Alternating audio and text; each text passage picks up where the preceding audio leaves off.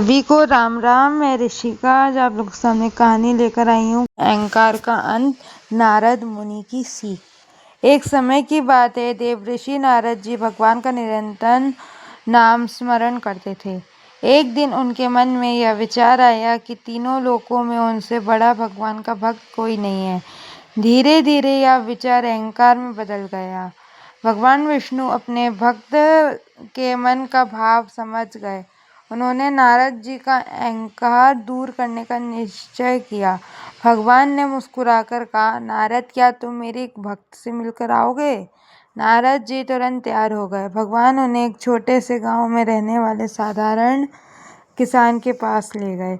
वह किसान सुबह उठते ही भगवान का नाम लेता, पूरे दिन खेतों में मेहनत करता, अपने माता पिता की सेवा करता, परिवार का पालन पोषण करता और रात को सोने से पहले फिर भगवान का स्मरण करके सो जाता।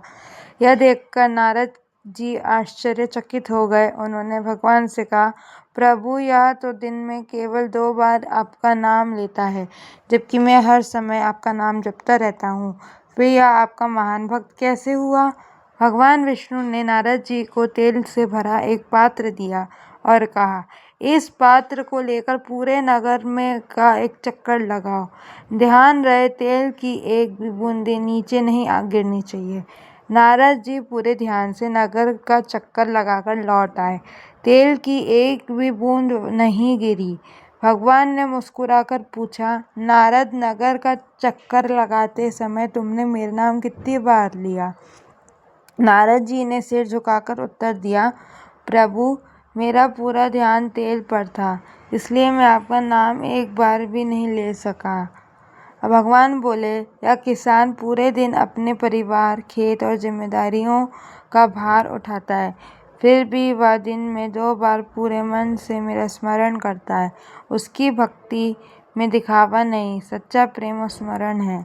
यह सुनकर नारद जी का अहंकार तुरंत समाप्त हो गया।